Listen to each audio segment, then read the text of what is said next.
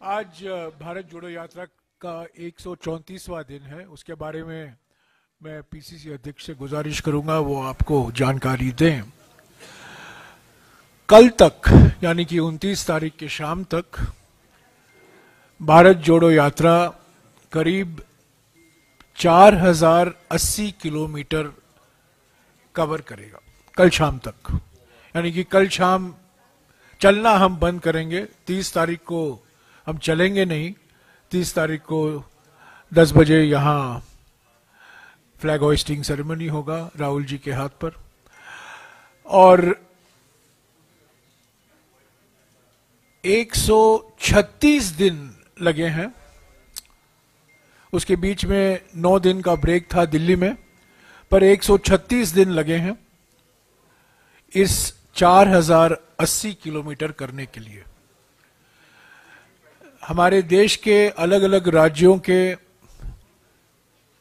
पहले से तमिलनाडु में शुरू हुआ, केरला, कर्नाटका, आंध्र प्रदेश, तेलंगाना, महाराष्ट्र, मध्य प्रदेश, राजस्थान, हरियाणा, दिल्ली, उत्तर प्रदेश, फिर हरियाणा, उसके बाद पंजाब, उसके बाद हिमाचल प्रदेश, उसके बाद फिर पंजाब, और वहां से जम्मू एंड कश्मीर। कुल मिलाकर 75 जिले से हम गुजरे हैं। 75 डिस्ट्रिक्ट्स कवर हुआ है हमारे देश का, जिसमें से 5 जिले जम्मू के हैं और 5 जिले कश्मीर में हैं। जैसा कि मैंने कहा, कुल मिलाकर 4080 किलोमीटर कवर हुआ है। 136 दिन में से 116 दिन चलने का दिन था, और जब हम चलते थे औसत के तौर से रोज 23-24 किलोमीटर भारत जोड़ो यात्रा चलता था। आप जानते हैं कल दोपहर को 3 बजे राहुल जी प्रेस को संबोधित करेंगे। करीब 1 घंटे का होगा, क्योंकि ये आखिरी प्रेस कॉन्फ्रेंस है।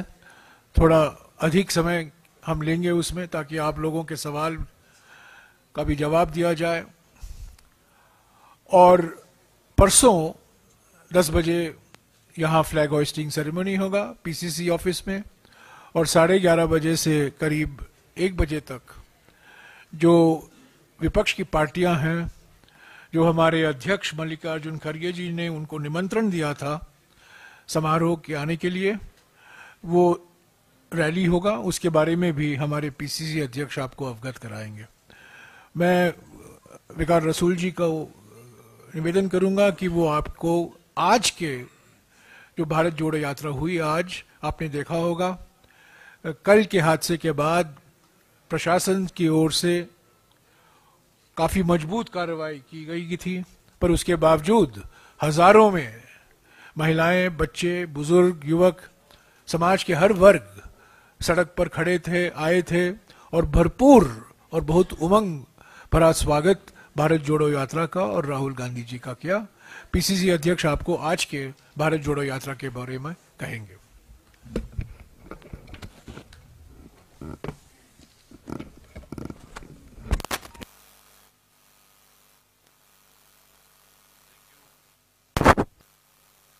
Hello, thank you Jairam Ramesh ji, हमारे जो मीडिया के इंचार्ज है ऑल इंडिया के, हमारी Rajni Patil ji incharge Jammu Kashmir, honourable MP भी हैं, Ghulam Ahmad Mir sahab former PCC president, chairman media department AICC Pawan Khera ji, हमारे Bharat Solanki sahab former union minister, Naeem Afzal sahab spokesman हैं एआईसीसी के, मनोज यादव जी हमारे ज्वाइंट सेक्रेटरी हैं, को इंचार्ज है जम्मू कश्मीर के, रविंदर शर्मा जी हमारे चीफ स्पोक्स पर्सन, इनका नाम अच्छा सॉरी, विनीत पूनिया जी ऑल इंडिया कांग्रेस कमेटी के सेक्रेटरी हैं, in charge communication department.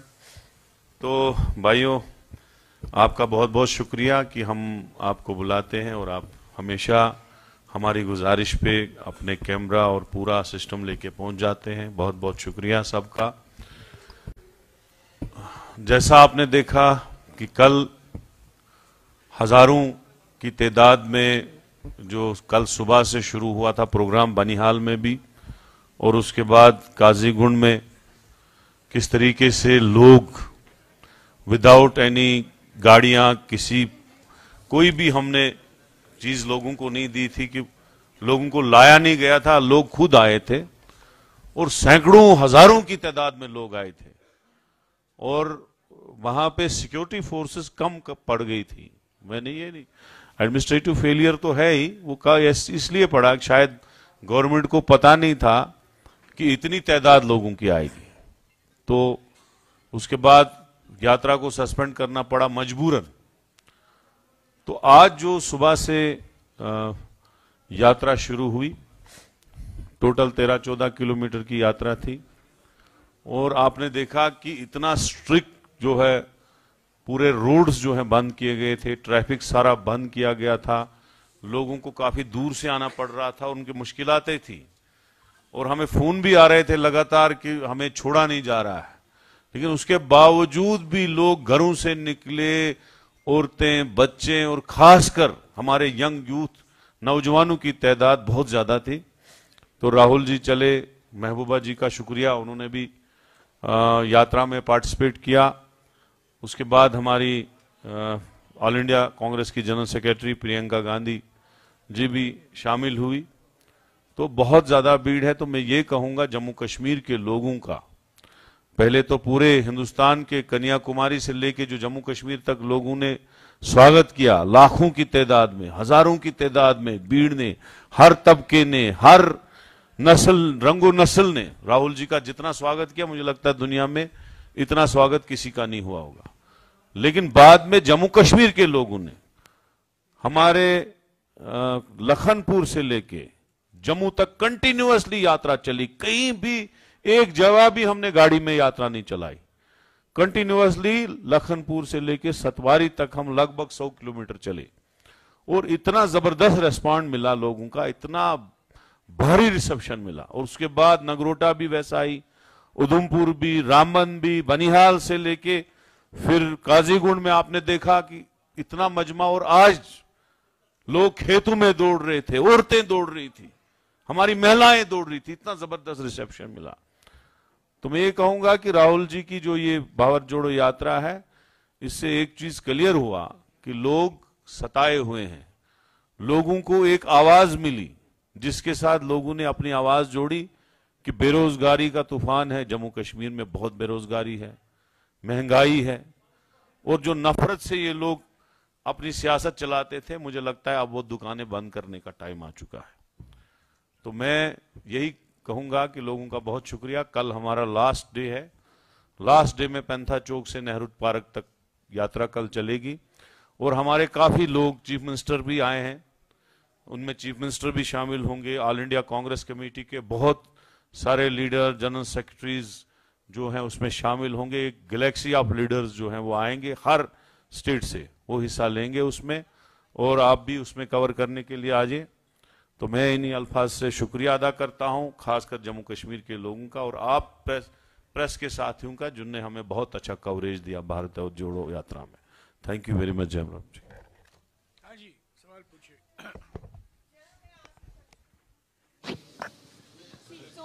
The thing is that you were talking about Monday where opposition party leaders have been invited, but there are certain opposition parties like the SP, BSP, TMC who have already said they're not going to be seen and a part of that rally. They're not able to make it. Would you see that as a setback? No, absolutely not.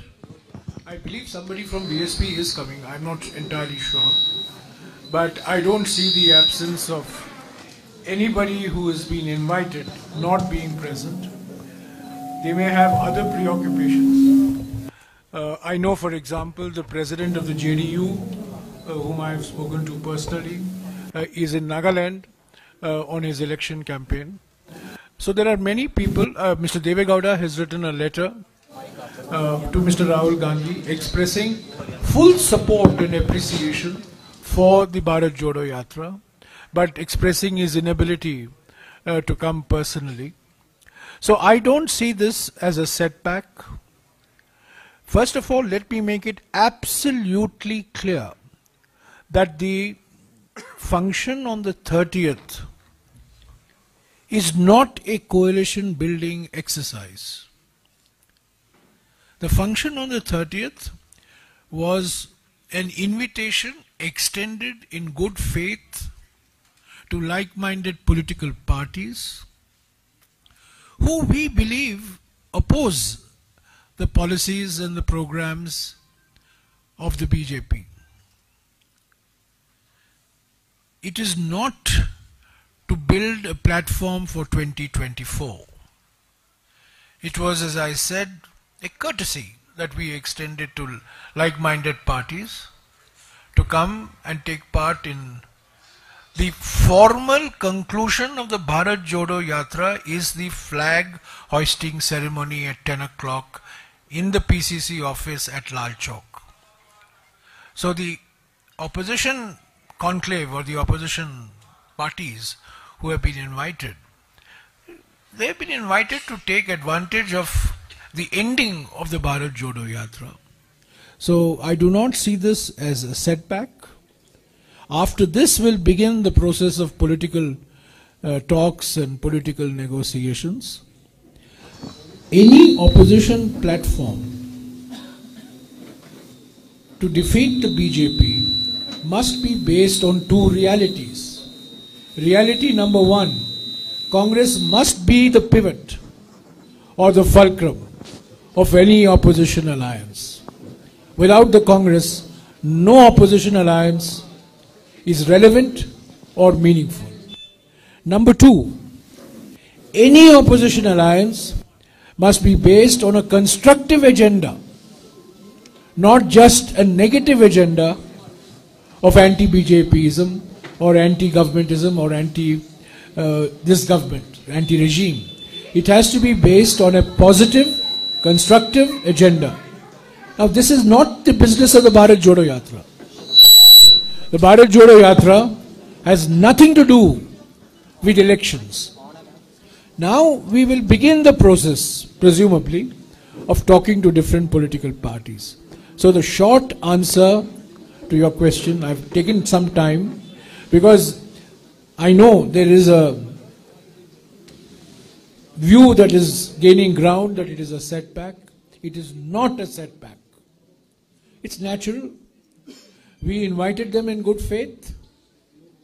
But we believe that any attempt to build a meaningful, winning coalition against the BJP must be pivoted around the Congress.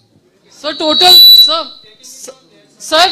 कितनी political, sir विपक्ष के कितने इधर sir कितनी आपने 23 पार्टियों को चिट्ठी लिखी थी, उसमें से कितनी पार्टीज ने अग्री किया है? अभी तक नहीं है, कल मैं बता दूंगा आपको,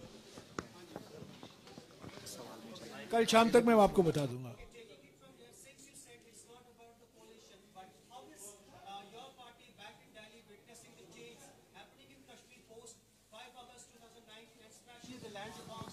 Recently, there was an order by the revenue department wherein the hoteliers, the people who had taken the properties on the lease, they were asked to relinquish their properties. One, and second, recently the fresh order about the encroachments, the eviction of the properties. How is Congress, Congress analytics on these happenings as far as? Mr. Gandhi has replied to this question in Jammu. And I'm sure he will reply to this question tomorrow in Srinagar as well. Let me say that in the context of the Bharat Jodo Yatra, there are many political issues in Jammu and Kashmir of day-to-day concern. Now, the Bharat Jodo Yatra is not meant as a forum to address these day-to-day concerns. There are day-to-day concerns, there are larger concerns. But we believe, the Congress party believes, and Mr. Gandhi has articulated this earlier, restoration of democratic process in Jammu and Kashmir is of utmost urgency and priority. Number one, the restoration of the status of a full-fledged state to Jammu and Kashmir is priority number two. It must engage the attention of those in Delhi. And there are issues of land, there are issues of jobs, which also need to be addressed through legal and other administrative measures. But all this has to be done only when the democratic process is restored fully and Jammu and Kashmir is once again a full-fledged state of the Indian Union, with Ladakh enjoying the constitutional powers under Schedule 6. The difference between a UT and a Schedule 6 area is that in a UT, the administration is in the hands of a joint secretary in the Home Ministry sitting in Delhi. But in a Schedule 6 area, which is empowered by the Indian Constitution, the elected representatives manage their own affairs. So this is all I will say today. You can ask this question again tomorrow of Mr. Gandhi. कोई भी मोर्चा जो है राजनीतिक मोर्चा alliance उस कांग्रेस के बिना जो है वो बेबुनियाद है। ये जम्मू कश्मीर में भी हमें देखने को मिलेगा कि पीडीपी और एनसी आपके साथ आकर ही चुनाव लड़े बीजेपी के खिलाफ। गठबंधन के बारे में भारत जोड़ो यात्रा फोरम नहीं है। गठबंधन के संबंधित मामलों के बारे में मुझे कुछ कहने का, सभी पार्टियों ने स्वागत किया है। पीडीपी ने स्वागत किया है, सीपीएम ने भी स्वागत किया है, नेशनल कॉन्फ्रेंस तो स्वागत किया है। फारूक साहब मौजूद थे, उमर साहब मौजूद थे भारत जोड़ो यात्रा में, महबूबा जी भी मौजूद थी। अलग अलग और भी अलग पार्टी जो जम्मू एंड कश्मीर में है उन्होंने स्वागत किया है। पर जैसा कि मैंने कहा, गठबंधन की राजनीति अलग है। भारत जोड़ो यात्रा चुनावी राजनीति से ऊपर हटकर है। यह विचारधारा की राजनीति के आधार पर भारत जोड़ो यात्रा निकाला गया है। जो पार्टियां हमारा स्वागत कर रही हैं भारत जोड़ो यात्रा का, चुनावी मामले में और कोई रवैया अपना सकती है, मैं नहीं बोल सकता हूं उसके बारे में। पर अब आज के हालात में हमने कोई कोएलिशन या सीट शेयरिंग या अलायंस के बारे किसी भी पार्टी के साथ बात नहीं की है। भारत जोड़ो यात्रा का मकसद वो नहीं था। जयराम जी, मेरा सवाल, जयराम जी, न्यूज नेशन से मोहित दुबे।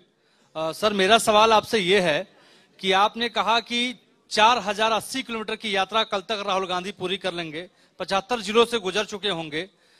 इतनी बड़ी यात्रा आजाद भारत के बाद किसी राजनेता ने नहीं की है, जिसने भी की है उसको लाभ मिला है।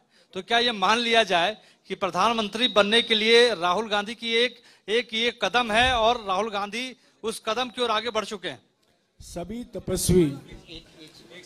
तपस्वी अध्याय 2 भगवत गीता में जो उपदेश भगवान श्री कृष्ण को अर्जुन को दिया था वो याद करते हैं, उनके मन में रहता है। जब कोई काम करते हैं, कर्मण्येवाधिकारस्ते मां फलेषु कदाचन मां कर्म फल हेतुर्भूर मां ते संघोस्त्व कर्मणि।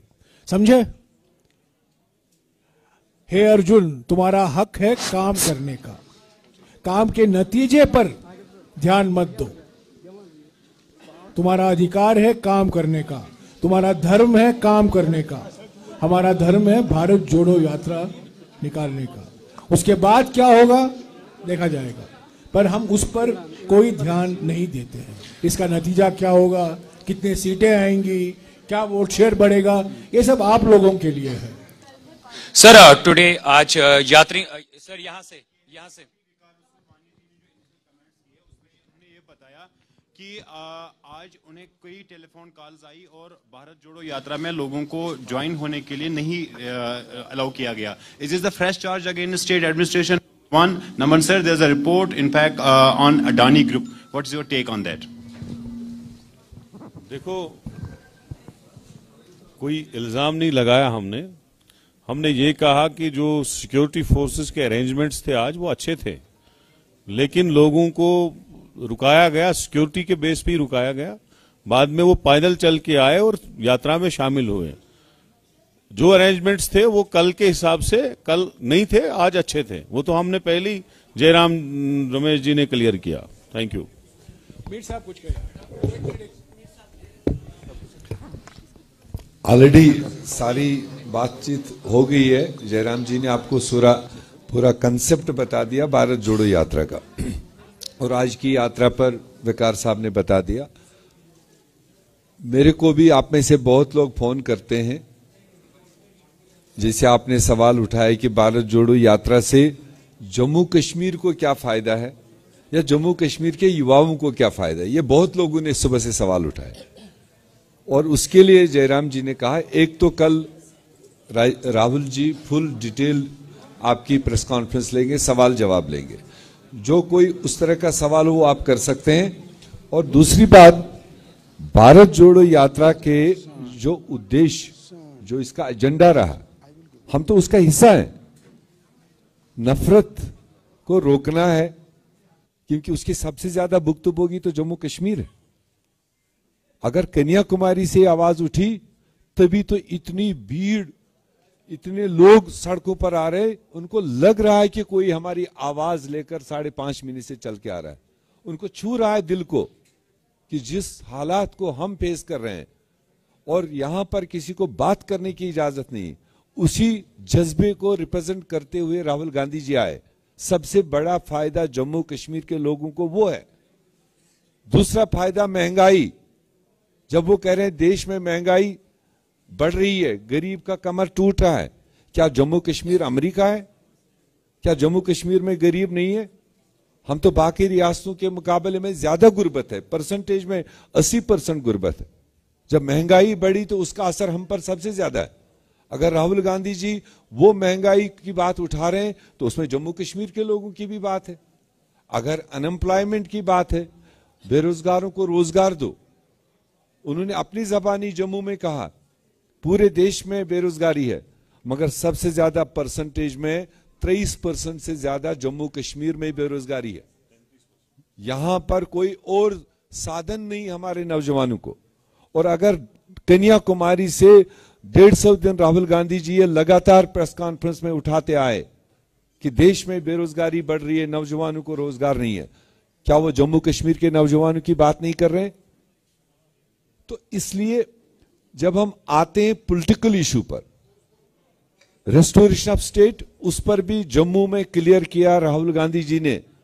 और हम लगातार 3-3.5 साल से आपको बता रहे हैं, 5 अगस्त के वाक़े को अनडेमोक्रेटिक हमने करार दिया और अनकॉन्स्टिट्यूशनल तरीके से जम्मू कश्मीर के फैसले हुए। और उस पर 5 अगस्त के पार्लियामेंट के फैसले के बाद 6 अगस्त को कांग्रेस कमेटी की वर्किंग कमेटी की मीटिंग हुई, तमाम सीनियर लीडर थे, उसका एक रेजोल्यूशन पास हुआ। वो रेजोल्यूशन जम्मू कश्मीर के लोगों के हित के लिए हुआ, उसमें विश्वास दिया गया। और यही वर्ड उसमें है जो मैं आपको बता रहा हूं कि कांग्रेस पार्टी ने पूरे देश के सामने क्लियर किया कि गैर जमहूरी, गैर आईनी तरीके से फैसले लिए गए। और वो स्टैंड कांग्रेस पार्टी का आज भी है। और जमहूरियत को बहाल करने की बात, प्राइम मिनिस्टर के लेवल पर ऑल पार्टी मीटिंग हुई पिछले साल, कांग्रेस पार्टी ने वहां एजेंडा दिया, वो एजेंडा लेस मीटिंग थी और डिबेट हुआ, एग्री हुआ था कि डिलिमिटेशन पहले होगा, इलेक्शन होगा, स्टेट की बात करेंगे। जबकि हमने रखा था डिलिमिटेशन के बाद पहले स्टेट वापस करो, उसके बाद इलेक्शन कराओ। उनके 72 मिनिस्टर यहां आपके सामने घूम के जाते हैं, पिकनिक करके जाते हैं, देश को प्रेस कॉन्फ्रेंसेस देते हैं। जम्मू कश्मीर सब नॉर्मल, यहां तरक्की का दौर, यहां रोजगार का दौर, ये पूरे देश को सुनाया जाता है। मगर अंदर की हालत हमारी क्या है वो आप जानते हो, और ये भारत जोड़ो यात्रा ने वो देखा। जयराम जी आपसे सवाल है मेरा। हाल ही में जयराम जी आपसे सवाल सर। एक मिनट। 1983 में हमारे देश के एक बड़े नेता जो प्रधानमंत्री बने, चंद्रशेखर जी ने भारत यात्रा निकाला, पर वो भारत यात्रा कन्याकुमारी से दिल्ली तक की था। तो पहली बार कन्याकुमारी से कश्मीर तक ये यात्रा निकाली गई है, पहली बार हुआ है। ऐसा यात्रा पहले एक ही बार हुआ था जो चंद्रशेखर जी का भारत यात्रा था, और वो 3000 किलोमीटर कन्याकुमारी से दिल्ली तक ही था। हाँ जी। हाँ, और sir hello sir sorry, Adani के मामले में कल मैंने एक लंबा वक्तव्य दिया है, लंबा स्टेटमेंट रिलीज किया, वो आपने पढ़ा होगा। आप नहीं पढ़ा है तो पढ़ लीजिए, आपके सारे सवाल का जवाब उस स्टेटमेंट में। जयराम जी, आपसे सवाल है मेरा। सवाल पूछना चाहता हूं कि जो एनसी और पीडीपी ने आपका साथ दिया भारत जोड़ो यात्रा में, बाकी जो रेस्ट ऑफ पार्टीज हैं उन्होंने साथ नहीं दिया, उनके लिए आप क्या कहेंगे? और दूसरी बात, आप बार बार कह रहे हैं कि बेरोजगारी जो है और महंगाई पूरे मुल्क में है, मगर जम्मू कश्मीर के मामला इससे अलग है, बहुत खतरनाक मामला है यहाँ के। तो इस हवाले से आप क्या कहने चाहेंगे?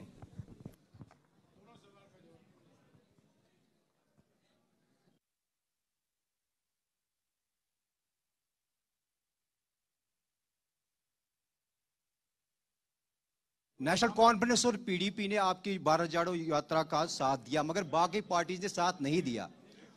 और दूसरी बात, यहाँ के जो मामलात है वो दूसरों स्टेटों से जरा मुख्तलिफ है।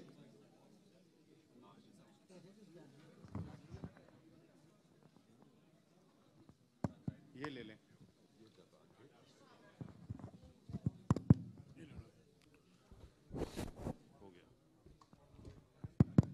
देखिए, भारत जोड़ो यात्रा में कन्याकुमारी से लेके यहाँ कश्मीर तक जितनी लाइक माइंडेड सेकुलर पार्टीज हैं, उन्होंने कांग्रेस पार्टी का, राहुल गांधी जी के भारत जोड़ो यात्रा का पूरा साथ दिया। एनसी पीडीपी ही नहीं सही, बल्कि लाल सिंह ने भी सपोर्ट किया। हमारे मुजफ्फर शाह साहब की जो अवामी नेशनल कॉन्फ्रेंस है, उन्होंने भी साथ दिया, वो भी लखनपुर में आए थे और कल भी हमारे साथ पेंथा चौक में ज्वाइन कर रहे हैं। शिवसेना आई, उनने भी साथ दिया। इसी तरह से जेडीयू है, एनसीपी है। अलबत्ता कुछ पार्टियां हैं जिनकी लगाम हमारी रूलिंग पार्टी के हाथ में है, तो शायद उनको वहां से चाबी होगी कि वहां नहीं जाइए, लेकिन हम चाहते थे वो भी ज्वाइन करें, क्योंकि भारत जोड़ो यात्रा, जैसे कि रमेश जी ने कहा, ये नॉन पॉलिटिकल है, इसका कोई अलायंस के साथ लेना देना नहीं, पीएजीडी के साथ कोई लेना देना नहीं, कोई इलेक्शन के साथ लेना देना नहीं। अलबत्ता जो राहुल जी ने, जैसे मीर साहब ने कहा, 3 मुद्दे थे जिसमें बेरोजगारी, महंगाई और नफरत, फिरका परस्ती, ये 3 चीजें। और हमने इसमें लखनपुर से एक और चीज जोड़ी जो हमारी स्टेट में बहुत इंपॉर्टेंट है, कि हमारी स्टेट को तोड़ के यूटी बनाया गया और 2 हिस्से किए गए, और इलेक्शन यहां पे हो ही नहीं रहा। 9वां साल चढ़ गया, इलेक्शन नहीं हो रहा है। तो लिहाजा हम चाहते हैं कि स्टेट वापस दी जाए। और ये जो 3 मुद्दे राहुल जी के हैं, क्योंकि जैसे मीर साहब ने कहा, सबसे ज्यादा बेरोजगारी जम्मू कश्मीर में है, और कश्मीर में ज्यादा ही है, क्योंकि यहां इंडस्ट्री तक नामो निशान ही नहीं है। कहीं जाए कहां लोग? सरकारी नौकरी नहीं मिलेगी, प्राइवेट सेक्टर है नहीं, जाएंगे कहां? हेलो, वो तो फ्रस्ट्रेशन में है हमारे यूथ यहाँ पे। तो ये मसला है। बाकी जयराम रमेश जी, मैं इमरान नाइक को बात कर रहा हूँ यहाँ से। सर प्लीज, आप तो कर चुके हैं। मैं इमरान नाइक को कश्मीर न्यूज ब्यूरो से हूँ। जहां तक हम इस यात्रा को अंडरस्टैंड कर चुके हैं, 4 बातें। एक तो आप फैसिस्ट सिस्टम के खिलाफ यात्रा चला रहे हैं, दूसरा आप अनएम्प्लॉयमेंट की बात करते हैं, तीसरा आप ये कह रहे हैं कि मुल्क में नफरत है। क्योंकि आज यात्रा हमारी कश्मीर वैली में है, तो हम कश्मीर के ही पॉइंट ऑफ व्यू से आपसे कुछ बातें जानना चाहेंगे। सवाल जी, वही सवाल ही मैं पूछूंगा। यहाँ डिफरेंट पॉलिटिकल पार्टीज ने अपना अपना पॉलिटिकल एक्सपेरिमेंट किया है 1947 से, और आज इतिहास में नहीं, आप सुनिए ना सर, सवाल कीजिए, आज का सवाल कीजिए। 53 से 2022 तक हमने चीफ मिनिस्टर से एलजी और गवर्नर वगैरह सवाल कीजिए। इस वक्त कांग्रेस का क्या विजन है जहां तक जम्मू कश्मीर के पॉलिटिकल सिनेरियो का ताल्लुक है? मीर साहब ने आपको कहा है बिल्कुल स्पष्ट भाषा में, हमारी प्राथमिकता क्या है। हमारी प्राथमिकता है कि जम्मू और कश्मीर को full fledged state rule restore करना जरूरी है और उसके बाद इलेक्शन कराना जरूरी है विधानसभा के लिए। इससे और कोई साफ भाषा में और कोई जवाब नहीं दे सकता।